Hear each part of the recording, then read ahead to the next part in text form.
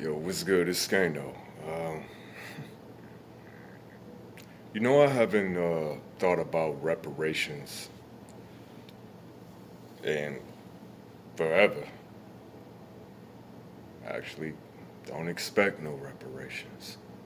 If y'all really think this country is about to give black folks reparations, I mean, y'all are delusional, really. And if they ever did, it would come out of our pockets somehow, some way. But funny thing that so Trump,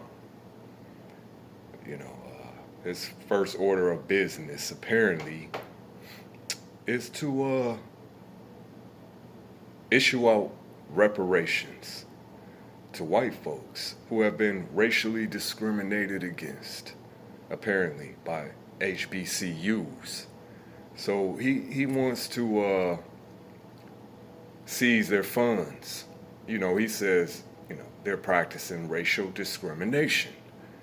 And he wants to seize those funds and take those funds and issue them out as reparations to white folks who have been, in his eyes, racially discriminated against. Am I getting this?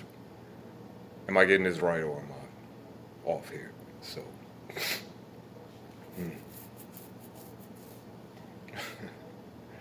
like I said, man, I didn't expect no I don't even know how to say the fucking word. I'm not looking for reparations. You know, I get down how I live. But if we speaking about reparations, it would make sense that black folks would, be first in line. Not for a handout, though, but what is rightfully owed, which actually could never be repaid in monetary, amount. Could never be repaid what black folks are owed. See, this is what I was talking about, man. This is what I was talking about. But why am I not surprised? But on the other hand, Kamala was saying she didn't think black folks needed reparations either. She felt like immigrants were more, deserving of reparations. So, like I said, man, and I'm not one to say throw your hands up and just, let the powers that be roll over you and crush you.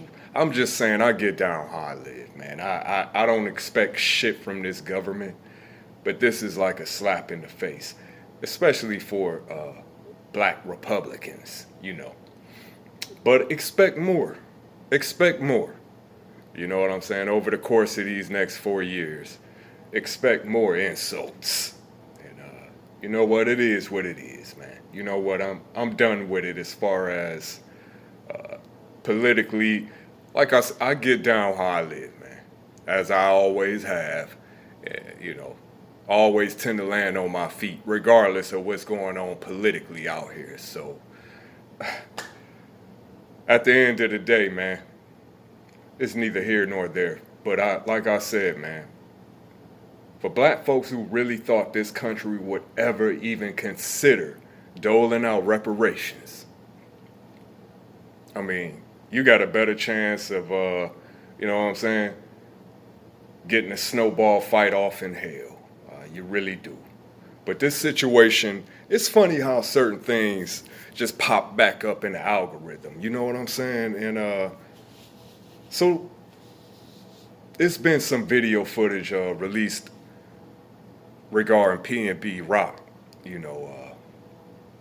the Philly rap artist who got, hit up in Cali inside a restaurant and in an apparent robbery attempt. Now, if y'all haven't, kept up with that whole situation, people was even suspecting his girlfriend because it seemed like it was set up, it was set up actually, the dude's old man was sitting outside, I believe, in the V, waiting on him to do the hit or pull off the, you know what I'm saying, the swipe. But as it turned out, PNB wasn't going. So, you know, it played out how it played out. But in this video footage, it's showing, you know, PNB's kind of like, I wouldn't say had an interaction, but it was a brief encounter with somebody who now they believe was an employee there. Fist bump, something of that nature, you know, like a quick. They believe this individual who was an employee at that spot was the one who set that up or made the call. They believe this individual was involved. So, you know, all the people that was accusing his girlfriend of being involved in this shit was way off. I was saying that a long time ago. I didn't believe this chick had nothing to do with that. But anyway, the fact that dude, and it's hard to say dude lacks situational awareness, man, because dude is from that. He's from that. You know what I'm saying? Like I said, from Philly. Street dude. You know what I'm saying? And he was no stranger to, you know, like I said, he understood the streets. So I would have to say, man, arrogance. To be moving around like he was, and they saying he had like, you know, a half a ticket worth of ice. And no security, nothing, just him and his girl. And he was on point. You could tell dude was on point in the video. Like he was I think in his mind he probably had a bad feeling in his gut about the whole situation, man.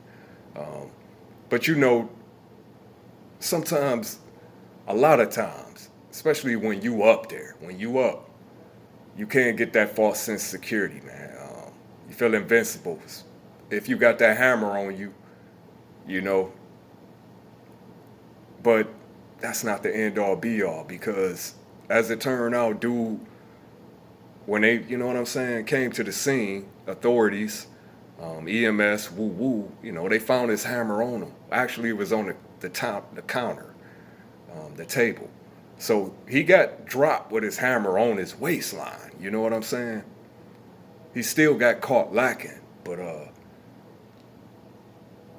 set himself up though, man. I mean, the arrogance to be sitting around in Cali with no security, you ain't linked in, and he was adamant about he not gonna tap in, none of that woo.